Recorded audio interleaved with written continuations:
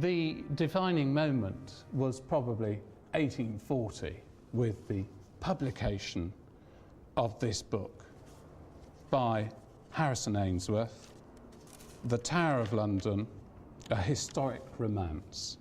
Thick volume based around the rise and fall of Lady Jane Grey.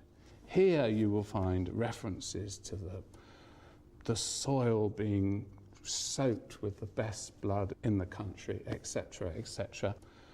This is what they came to see. A Tower of London which was first and foremost a grim fortress prison. And this confused the real and the fiction, but in the process became everyone's idea of what the Tower of London was all about. The heroine of Harrison Ainsworth's lurid tale was Lady Jane Grey, queen for just 9 days in 1554. Edward VI was dead.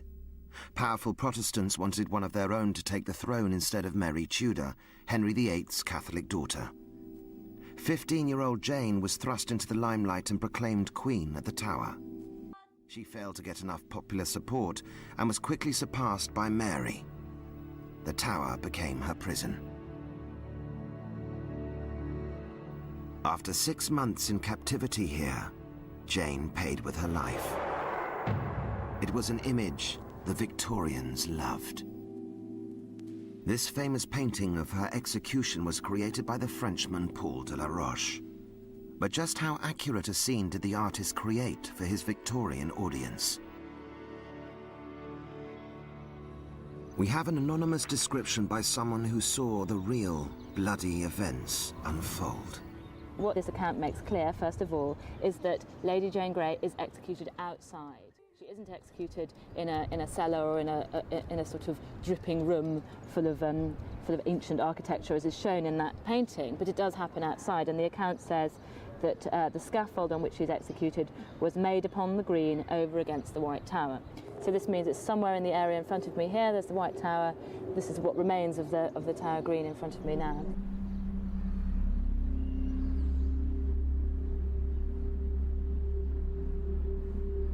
So this event is not taking place in the seclusion of a dark corner of the tower, but it's happening very publicly in the most open area that there is in the tower.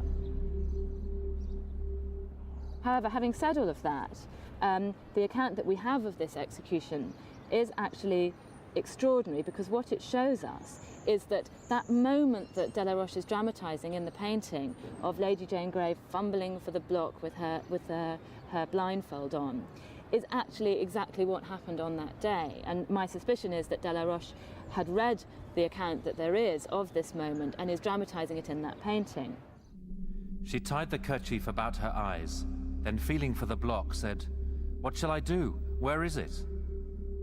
One of the standers by guided her there.